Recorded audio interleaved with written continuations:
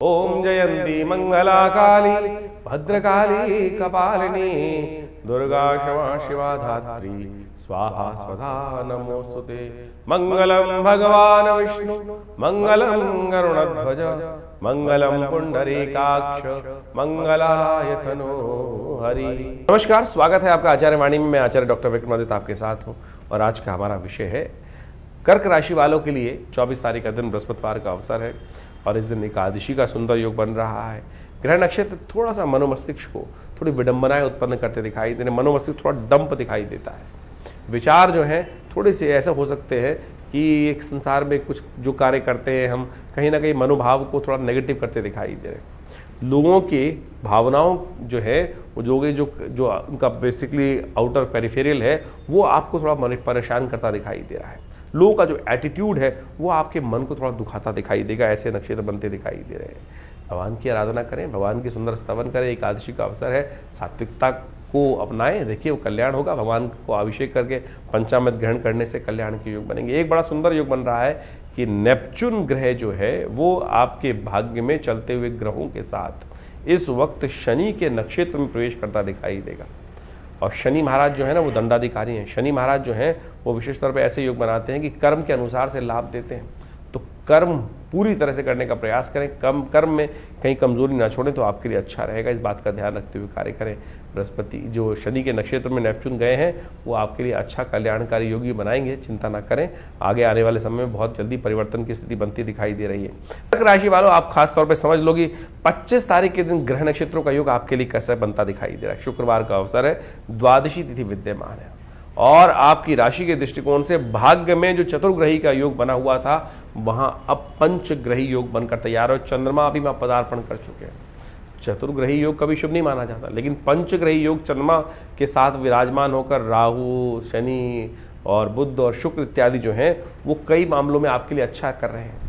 आपका मन हल्का करते दिखाई दे रहे हैं। आपका मन जो है वो विशेष तौर पर यदि धर्म कार्य की तरफ लग गया, परमात्मा की तरफ स्मरण करने में लग गया तो आप सत्य मानो आपके लिए बहुत सारी चीज़ों को इमोशनल पॉइंट ऑफ व्यू से स्ट्रांगनेस आपको प्राप्त होने के योग बनते दिखाई देंगे। इस दिन प्रदोष भी है, हो सके तो शिव का सुंदर आराधना कर लें, दूध से भगवान शिव का अभिषेक करें। शुक्रवार के दिन प्रदोष का योग बन रहा है, महालक्ष्मी की कृपा प्राप्त करने का योग बहुत सुंदर है। ऐसे दिन खट्टे फलों का दान करना चाहिए। और इस दिन शुक्र महाराज जो है ना वो सब शनि के साथ ही होते चले जा रहे हैं। देखिए नेपच्यून ग्रह वो शनि के नक्षत्र में चला गया है और अब शुक्र भी शनि के नक्षत्र उत्तरा भाद्रपद नक्षत्र में, बुध पहले ही चल रहे हैं।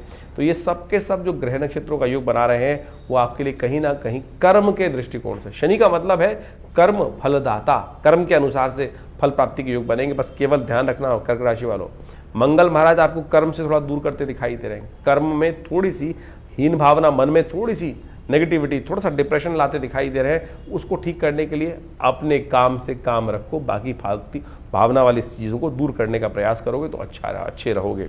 26 तारीख का दिन शनिवार का अवसर है, त्रयोदशी उदया तिथि है और चतुर्दशी दिल्ली के पंचांग के अनुसार से क्षय होती दिखाई दे रही है, यानी क्षय तिथि होगी और इसके साथ साथ भद्रा का योग भी बन गया है। तो ध्यान रखिएगा, नए कार्यों के लिए, मुहूर्तों के लिए दिन अच्छा नहीं दिखाई देता और ऐसे में थोड़ा ध्यान रखते हुए कार्य करें। एक अच्छी बात यह है कि पंचक इस दिन समाप्त होते दिखाई दे रहे हैं और इस दिन भगवान शिव के लिए मासिक शिवरात्रि का योग बन रहा है। तो शिव की आराधना संपूर्ण रूप से कल्याणकारी योग बनाती। शनिवार के दिन योग बन रहा है और इस वक्त ग्रह नक्षत्रों के दृष्टिकोण से थोड़े से ग्रह योग ऐसे हैं कि थोड़े से शत्रु थोड़े से सिर उठाते दिखाई दे रहे हैं, आपको इमोशनल पॉइंट ऑफ व्यू से परेशान कर सकते हैं। तो इसके लिए अच्छा है कि शिव का अभिषेक थोड़ा तेल से करने का प्रयास करें या तेल का दान करने का प्रयास करें, आपके लिए अच्छा रहेगा। 27 तारीख रविवार का अवसर और इस बार रविवार जो है वैशाख अमावस्या को लेकर आया है। अमावस्या जो है वो पैतृक कार्य के लिए रहती है और इस दिन ग्रह नक्षत्रों का परिवर्तन का योग जो है वो आपके लिए बड़ा कल्याणकारी है। सूर्य और चंद्रमा एक साथ विराजमान है आपके दशम भाव में। इसके साथ साथ सूर्य जो है वो भरणी नक्षत्र, शुक्र के नक्षत्र में प्रवेश कर रहे हैं, बुध रेवती नक्षत्र में प्रवेश कर रहे हैं और ये दोनों का जो परिवर्तन है वो आपके लिए अच्छा ही दिखाई देता है। रेवती नक्षत्र बुध का ही नक्षत्र है और सूर्य जो है शुक्र भरणी के नक्षत्र में प्रवेश करने से परम शुभ स्थिति को प्राप्त करते दिखाई दे रहे हैं। ऐश्वर्य को देने वाले हैं, लाभ को देने वाले हैं, सफलता की तरफ आपको अग्रसित करने के योग बनाते दिखाई देंगे। ऐसे में ध्यान रखिएगा, थोड़ा पितरों को प्रसन्न करने का प्रयास करें। रविवार के दिन अमावस्या का योग बन रहा है तो कोशिश करें अपने पितरों के निमित्त गरीबों को, ब्राह्मण को भोजन करा दीजिए, गऊ के लिए ग्रास निकाल दीजिए। हमने विवेकानंद योगाश्रम में इस शुभ तिथि में एक कार्यक्रम रखा है कि यज्ञ का कार्यक्रम रहेगा, पितरों के निमित्त गायत्री का यज्ञ रखा हुआ है। सुबह 8 बजे से लेकर करीब करीब 11 बजे तक ये कार्यक्रम रहेगा, भंडारा रहेगा और गायत्री का यज्ञ रहेगा। आप भी अपने नाम से अपने पितरों के निमित्त गायत्री यज्ञ कराने के लिए आश्रम में संपर्क साध सकते हैं। 28 तारीख का दिन सोमवार का अवसर, शुक्ल पक्ष आरंभ होगा। वैशाख का ये महीना कई शुभ योग को लेकर आता दिखाई दे रहा है और ऐसे में इसी शुभ तिथि पे बृहस्पति महाराज भी अब मंगल के नक्षत्र में, मृगशिरा नक्षत्र के द्वितीय चरण में प्रवेश करेंगे। शनि महाराज उत्तरा भाद्रपद नक्षत्र के प्रथम चरण यानी अपने ही नक्षत्र में प्रवेश करेंगे। तो दोनों ग्रह शक्ति संपन्न होने के योग बना रहे हैं। भाग्य में चलते हुए शनि महाराज अपने नक्षत्र में प्रवेश करेंगे और ये विशेष तौर पर भाग्य के लिए अच्छे रास्ते बनाने का आपके लिए एक दिशा निर्देश मिलता दिखाई दे रहा है। बहुत सारे काम जो होते हैं ना, भाग्य से सपोर्ट करते हैं, भाग्य की सहायता हमको हर जगह चाहिए होती है। तो शनि महाराज वहाँ भाग्य में अनुकूलता प्रदान करने के योग बना सकते हैं, लेकिन ध्यान रखिएगा कि इस समय सही दिशा में कार्य करने की ज़रूरत है। बृहस्पति महाराज पूरी तरह से लाभ देने के योग बनाने की तरफ अग्रसर होते दिखाई दे रहे हैं। पीली चीज़ों का दान करें, हो सके तो थोड़ा सा केसर युक्त दूध से भगवान का अभिषेक करेंगे भगवान शंकर का, तो वो आपके लिए अच्छा रहेगा। पीली चीज़ों का दान करना भी आपके लिए अच्छा है। 29 तारीख मंगलवार का अवसर, द्वितीय तिथि विद्यमान है। इस दिन परशुराम जयंती का सुंदर योग बन रहा है। चंद्रमा सुबह सुबह 4 बजे के आसपास अपनी उच्च राशि में प्रवेश करेंगे, बृहस्पति के साथ योग बनाएंगे और ये आपके लिए बड़ा अच्छा अनुकूलता प्रदान करता दिखाई दे रहा है। गज केसरी योग बनकर एक बार पुनः आपके लाभ वाले स्थान में चीज़ों को आपके अनुरूप करता दिखाई देगा। इसके साथ साथ इस दिन सर्वार्थ सिद्धि योग भी है, चंद्र दर्शन भी है। कोशिश ये करें इन 2-3 दिनों में अपने महत्वपूर्ण कार्यों को निपटाने का प्रयास करें। बहुत जल्दी जो कार्य बहुत डिले हो रहे थे उनको निपटा लीजिए 2-3 दिन, उसके बाद थोड़ा सा ग्रह हल्के होने के योग बनेंगे। तो इन 2-3 दिनों में महत्वपूर्ण कार्यों को पूरी तरह से मेहनत कर पूर्ण करने का प्रयास कीजिए, ये आपके लिए अच्छे योग बनते दिखाई दे रहे हैं। 30 तारीख बुधवार का अवसर और इस दिन तृतीया तिथि विद्यमान है। अक्षय तृतीया का अद्भुत योग है। अक्षय तृतीया के दिन शुभ योग बोला जाता है कि जितनी भी शुभ कार्य करोगे वो हमेशा कल्याण के योग बनाएंगे, वो आपको अच्छे फल देंगे। बुरे कार्य करोगे तो उनका भी अक्षय फल, बुरा फल प्राप्त होगा। इसलिए शुभ कार्य करने का प्रयास करें। चंद्रमा उच्च के होकर आपके लाभ वाले स्थान में बृहस्पति के साथ विराजमान है, ये राजयोग का निर्माण कर रहे हैं, चीज़ों में सफलता की तरफ आपको अग्रसित करते दिखाई दे रहे हैं। तो अपने मूड को सही बनाकर काम करिए, अच्छा रहे। इस प्रकार से आपने ग्रहों का खेल दिन पर दिन किस प्रकार का रहेगा वो समझने का प्रयास किया। देखिए, ये ग्रहों का जो खेल है वो विशेष तौर पर हर रोज परिवर्तन के साथ आगे बढ़ता रहता है जीवन। लेकिन इस समय जो चतुर्ग्रही योग बना हुआ है वो पूरे अप्रैल के अंदर जिस प्रकार चलने वाला है वो कहीं ना कहीं इस समय ग्रहों की युति को शुभ नहीं करता।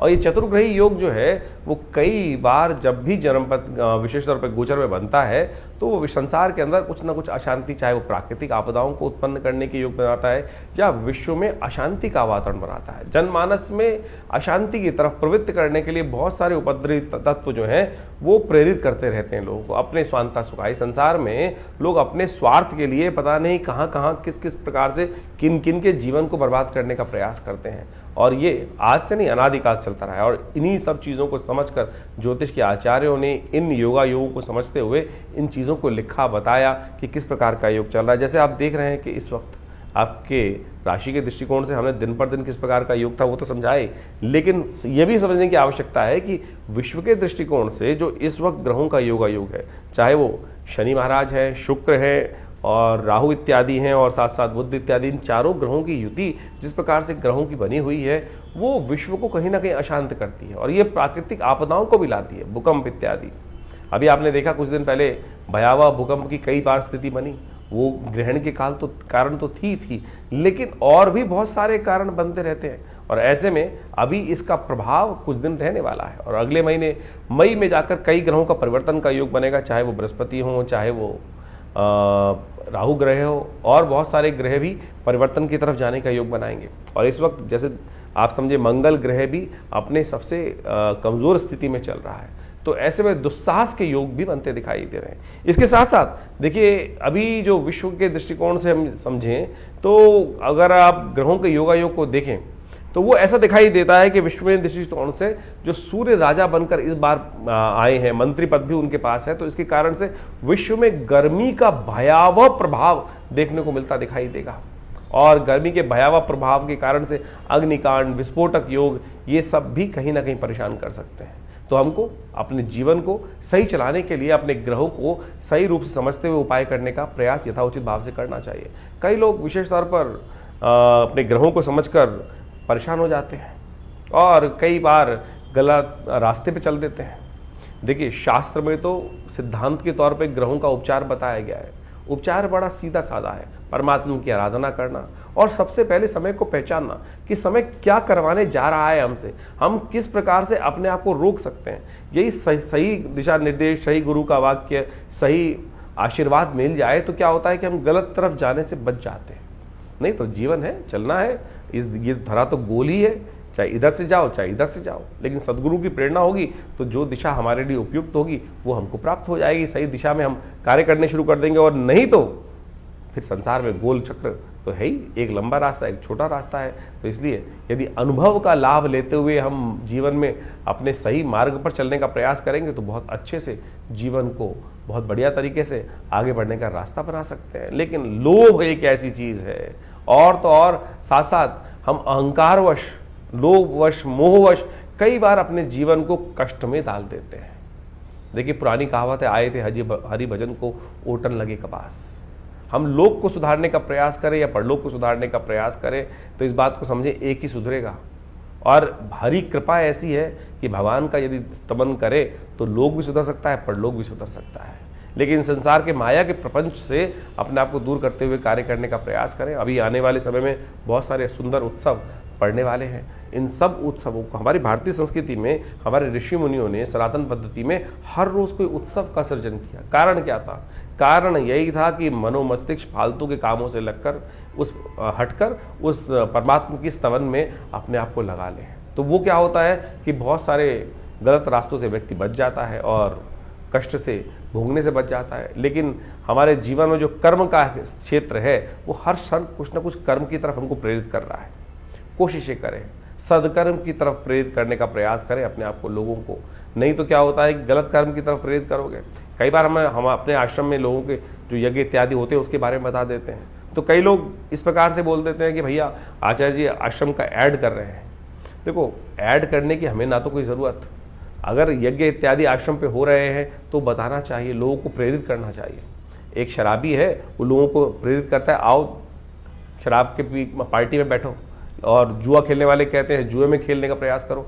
अगर हम सदकर्म कर रहे हैं और सदकर्म के बारे में लोगों को बता रहे हैं तो ये एडवर्टीजमेंट नहीं है, गलत की तरफ नहीं ले जा रहे। तो अगर आपको कई लोगों को, और आप एक बात और समझ लें कि आपके जीवन में हम कैसे समझें कि हम धर्म, हमारे अंदर अभी धर्म का उदय हो रहा है या अंत हो रहा है। धर्म की बात सुनकर यदि किसी व्यक्ति को कहीं ना कहीं मन में क्रोध आने लगे, गुस्सा आने लगे, तो समझ लो कहीं ना कहीं पाप प्रवृत्ति अभी जीवन में कहीं ना कहीं परेशान करने के आगे योग बना रही है। तो इसलिए अपनी भावना को पवित्र रखें। तो हमने जो जो आपके संबंध बातें रखी हैं, जो उत्सव होते हैं आश्रम के बारे में, वो सब अवगत कराते रहते हैं। कोशिश ये करें आप भी अपने जीवन को, अपने बच्चों को, अपने परिवार वालों को, लोगों को, मित्रों को सही दिशा में डालने का प्रयास करें। सही दिशा में आपका कर्तव्य का केवल इतना है कि चलो भाई परमात्मा का भजन करें, चलो भाई अच्छे कर्म की तरफ चलें। और समझ लो, अगर आपकी वजह से कोई एक आध व्यक्ति भी सदकर्म की तरफ लग गया तो उसके द्वारा किए गए पुण्य भी आपको लग जाएंगे। ये सब सैद्धांतिक तौर पर है। जैसे आप इसको मॉडर्न वे में समझ सकते हैं कि किसी गलत व्यक्ति को गलत काम के प्रेरित किया, चोरी डकैती और उल्टे सीधे कामों के लिए, और उसने जो कर्म किया उसने कहीं जाके आपका नाम ले दिया कि भाई, तो आप भी उस कानून के चक्र में फंसेंगे ना। तो इसी प्रकार से यदि आप किसी को पुण्य की तरफ प्रेरित कर रहे हैं तो पुण्य, उसके द्वारा किए गए पुण्य आपको प्राप्त होंगे। और किसी गलत कार्य की तरफ प्रेरित करोगे, चाहे जैसे हमने जो दो तीन अभी उदाहरण दिए आपके सामने, तो आप समझ लीजिए उसके द्वारा किया गया गलत कर्म भी आपको भी भोगना पड़ेगा। ये संसार में बिल्कुल नियम है सही रूप से। तो इसलिए सही तरफ चलने का हम प्रयास करेंगे तो अपने कर्म से, जीवन से हमें बहुत सारे कष्टों से निवृत्त होने का योग बन जाएगा। और एक बात और समझें, यदि बिना कुछ कारण के भी आपके जीवन में यदि कष्ट, मन दुख है, परेशान है, कष्ट जीवन में आए चले जा रहे हैं, तो सोच लीजिए कि अभी हमारा जो डेबिट क्रेडिट का अकाउंट है ना कर्मों का, वो कहीं ना कहीं नेगेटिव हो रहा है। शुभ कर्म अपने आप ज्यादा से ज्यादा करने का प्रयास करें। जब वो घड़ा शुभ कर्म से लबालब भरा रहेगा तो आप समझे कि आपके बहुत सारे कष्ट कब आएंगे, कब चले जाएंगे पता भी नहीं चलेगा। तो इसलिए इस सिद्धांत को समझ लीजिए, यदि छोटा सा कष्ट भी आपको बार बार आके परेशान कर देता है तो समझ लीजिए हमारे पुण्यों के अकाउंट में कितना नेगेटिव बैलेंस है कि हम छोटे छोटे कष्टों से परेशान हो रहे हैं जिनका वास्तविक जीवन में कोई औचित्य ही नहीं है। और सामने वाला जिसको हम देखकर कई बार ईर्ष्याग्रस्त हो जाते हैं कि भाई उसको भी जीवन में कष्ट सबके आ रहे हैं। सूर्य तो निकल रहा है तो उष्ण जो गर्मी है वो हर एक के लिए पैदा कर रहा है, बरसात हो रही है तो हर एक को गीला कर रही है, लेकिन किसी को उसका दुष्प्रभाव होता है और किसी को उसका शुभ प्रभाव होता है। वो इसलिए कि हमारे पुण्य किस प्रकार के हैं। तो आप सही रूप से पुण्यों को बढ़ाने का प्रयास करें, यही अध्यात्म का रहस्य है। ये न किसी प्रकार यानी ऐसे या वैसे कैसे भी अपने आप को सद्कर्म की तरफ प्रेरित करने का प्रयास करें। इसके लिए शास्त्रों में अनेक नियम, चाहे वो योग कथाएं हों, चाहे वो यज्ञ हो, चाहे वो दान हो, चाहे वो पुण्य हो, चाहे वो सद्गुरु का आशीर्वाद हो या अच्छे लोगों के सानिध्य में बैठने की कर्म बनाए गए हैं, वो सब शास्त्र के अनुसार से आपको पुण्यों को बढ़ाने की तरफ ही ले जाते हैं। और वहीं उसके लिए थोड़ी प्रयास करना पड़ता है, श्रुति को ऊर्ध्वगामी बनाना पड़ता है, उठाना पड़ता है, अपनी प्रवृत्ति को नीचे की तरफ जाने की बजाय ऊपर की तरफ उठाना पड़ता है। उसमें लगती है मेहनत। और गलत तरफ जाने के लिए तो आप बैठ चल करते हैं, उल्टे सीधे काम तो बहुत सारे ऐसे हैं, रोज शाम को लोग आपको बैठा सकते हैं। तो आप उस पर रोक, उस पर बंदिश, उस पर थोड़ा सा संयम करने का प्रयास करोगे तो खुद देखोगे धीरे धीरे परिवर्तन का रास्ता आपके जीवन में अवश्य बनेगा। और जानिए आपके जीवन में किस प्रकार के ग्रह योग चल रहे हैं, उसके लिए हम लगातार आपके साथ रहते ही हैं। तो आशा करते हैं इन सब दिशा निर्देशों को सही से समझेंगे और अपने जीवन के कष्टों को दूर करने का आप अवश्य योग बनाएंगे।